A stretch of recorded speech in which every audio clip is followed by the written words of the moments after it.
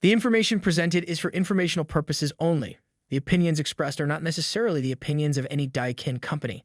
This information should not be confused for accounting, legal, medical, or other professional advice. Please seek advice from a qualified professional for any specific questions.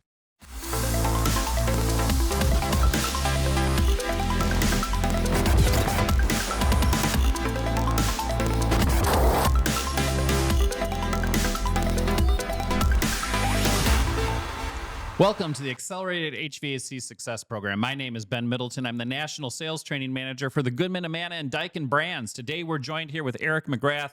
Eric, you're the CEO of Driven Leadership. Thank you so much for joining us. Hey, thanks for having me.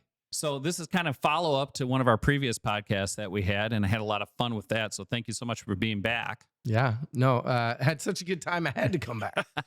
So we're continuing talking about leadership. That's your thing. That's what you guys do.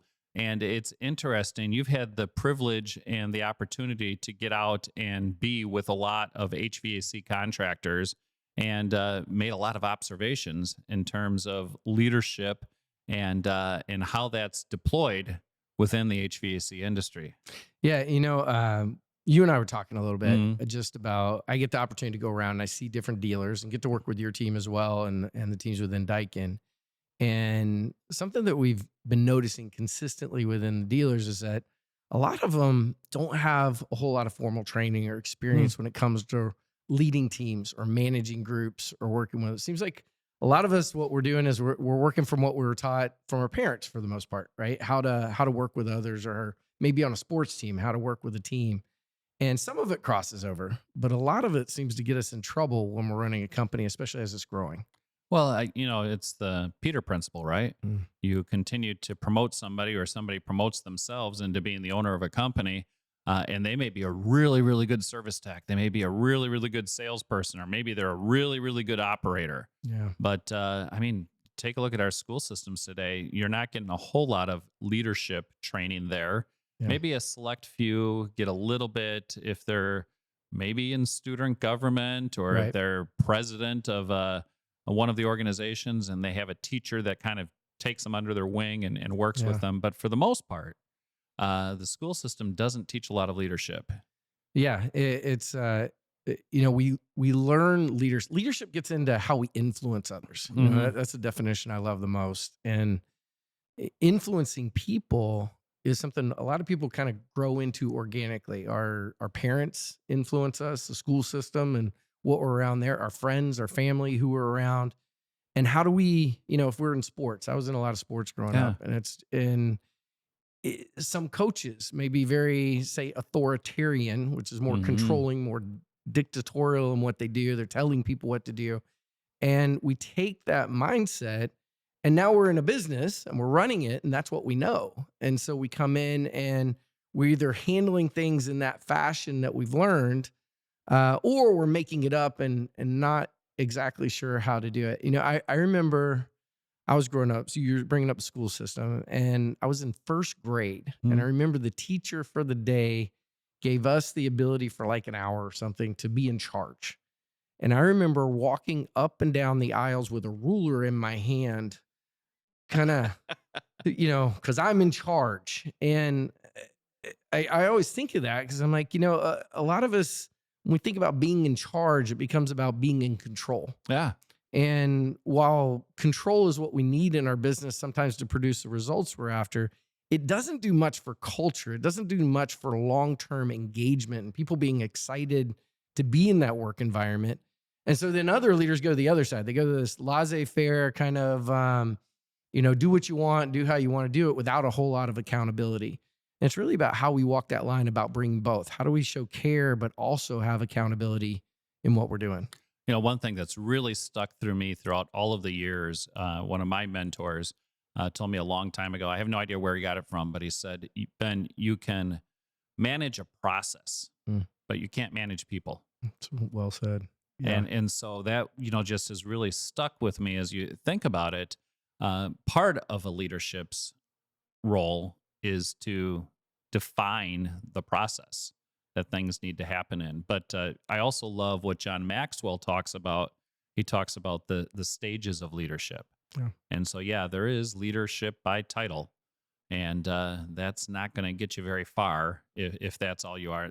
Sometimes people have leadership because of what they've done in the past. Right. And so maybe they have achieved great results in their current role, and they get promoted because of it.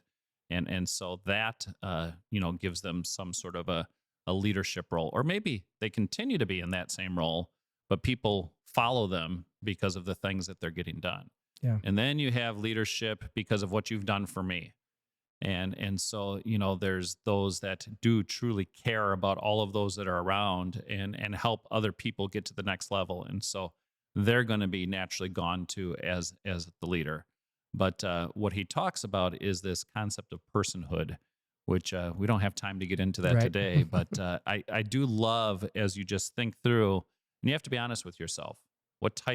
How am I being viewed as a leader in my organization? Yeah. And, everybody's watching. Mm-hmm. So it's, if you're dealing with, if you're dealing with me as an employee, there's other employees watching how that situation handled, and they derive their own assumptions and what goes on. So everything as a leader, every single thing that we're doing is under a microscope. Yeah.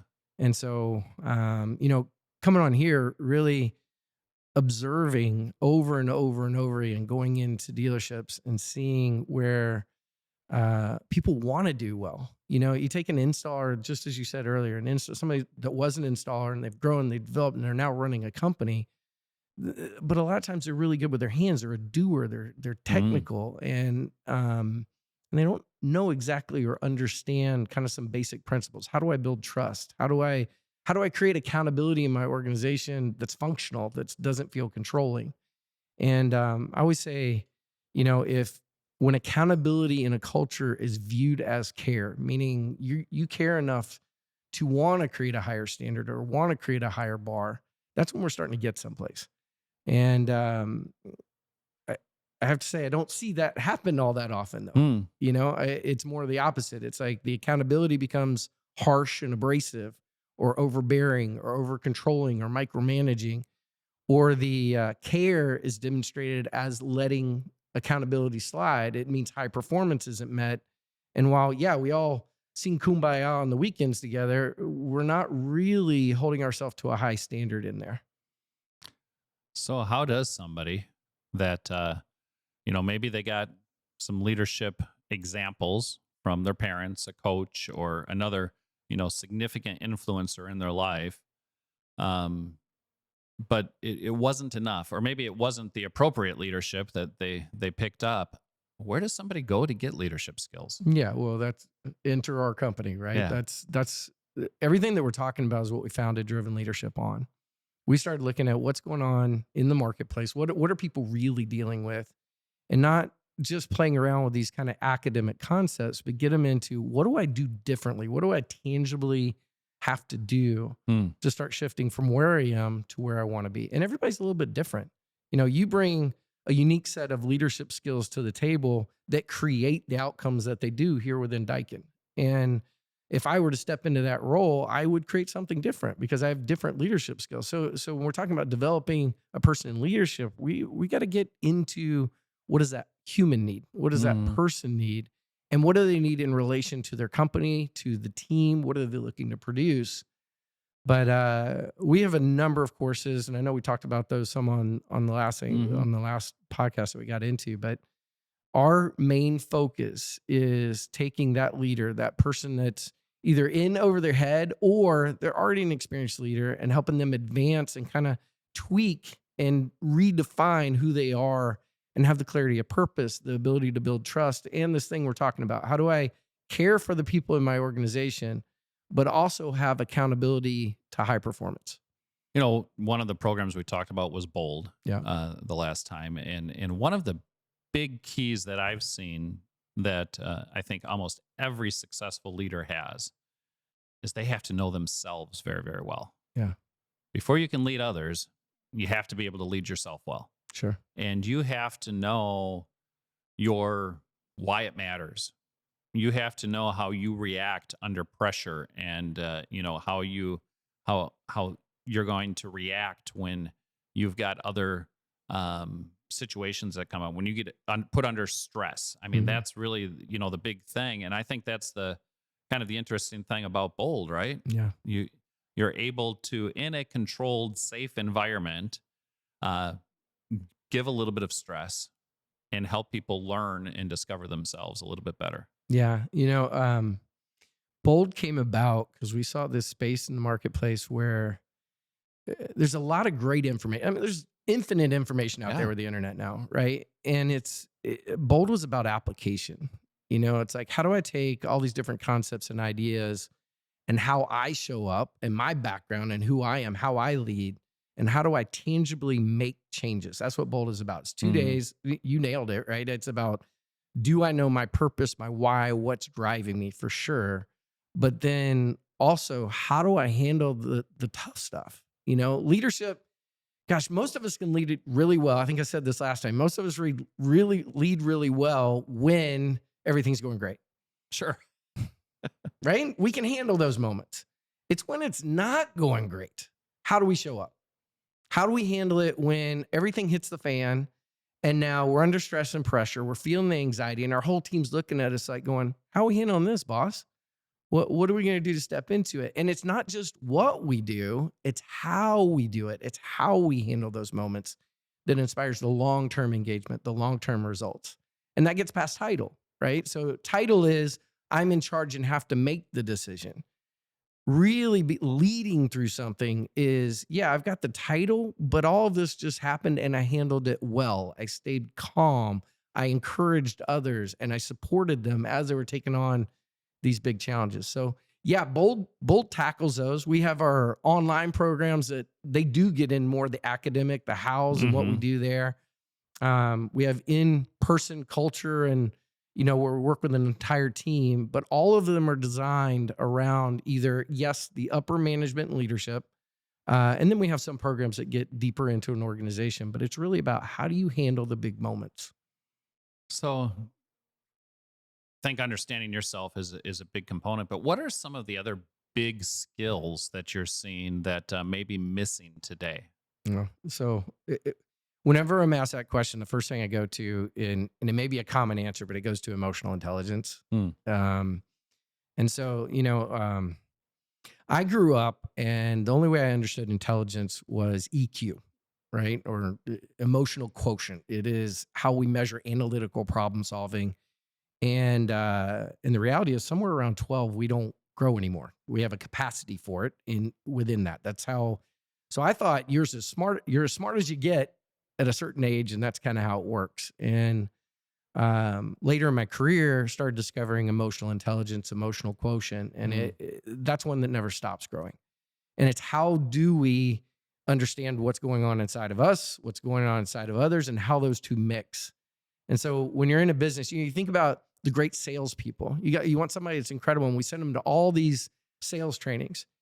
Yet if they don't understand the emotion of the situation and how to actually connect with the client differently, to really be there with the client and understand what they're experiencing, what they're feeling, and empathize and understand and self-manage the nerves and the fears and all those that are going on, well, it's underneath all the sales technique in the world is not going to get the sales to happen. Or Right. if we're managing someone and we're having a tough situation and yet we lose it, we get in a bad spot or we lead poorly through those. So whenever I'm asked that question, I always go there because I think it's something we never get there on. And it's also something that we all need more of. Well, and it's interesting you say that because I would say for a lot of people growing up probably in the 70s and the 80s, there was probably a really big push to suppress a lot of the emotion that was out there. Yeah, I was part of one of those families as well. I'll use personal background here. So my father was a engineer architect, and it was Yeah, same with me. so it was very analytical, very knowledge based, also very hard worker. You dig in, you do the work type of a mentality, and you didn't talk about emotion. You didn't. It was soft. It was, and sports was the same way, right? You go out there, you grind, you put in the work, and you do all that. And there's a value to that. I'm not Sure. knocking that. But when we're talking about leading people, and we're all emotional people, we have thoughts and feelings, and we're regulated by our emotion. I mean, the first part of our brain to dive into information is the emotional side of our brain. Yeah. And we don't have the skills because we were taught, especially as men, we were taught that's not where we go. And then we go to manage someone and we can't understand why we can't connect with them, and we can't build trust, and we can't really create long-term employees, and we have high turnover. It's all connected to that. Well, and I don't think it's just men. There's a lot for of women that have been told in order to get ahead, you got to not be who you are. Yeah. Especially in this industry. And so, I mean, with all of those things, I think that's interesting. I would love to, in the future, explore just that emotional intelligence more with you. Right. But I do think that's something that everybody needs to look at and figure out, programs like what you guys have built and what you have put together, understanding who I am, and then really beginning to understand how do I impact emotion and read emotion, react to emotion, and, be aware of my own feelings and emotions. One of the other things I've learned is, a lot of people maybe think, okay, I only have two emotions. I have, happy and anger, and those are the two that I have, but you've got a lot of other emotions that are available. Yeah. I guess psychology says there's only 5 core emotions, but the reality is there's such a range on every single one of them. Yeah. I'd also say those that are not as aware of what they're feeling or what they're going through typically kind of live in one or two. It's like they're either angry or they're not, or they're sad or they're not, right? And gosh, there's just so much more. There's so much more of a range and an ability when we start to understand and we start to work through them. But leadership is very much about what we're talking about right now: how we influence, how we address the things that are going, how we know ourselves, how we understand and read the people around us, and how do we connect those dots to be able to move everything in the direction that we want to. Yeah. Yeah. Well, Eric, thank you so much for joining us. I really appreciate you coming out here and being on the show. We look forward to having you on future episodes as we continue to explore these topics and look at how we can help, all of us, no matter what our role in an organization, we're all leaders. Yeah. And so how can we tap into that and help to lead people to unlock everybody's infinite potential? Right on. Well, thanks for having me. All right. Thank you so much, Eric. Bye. And for all of you that are out there, if you like this episode, please go ahead, hit that like button. And also make sure you hit the follow button so that you can be informed of all of the upcoming episodes that we have. Thank you so much.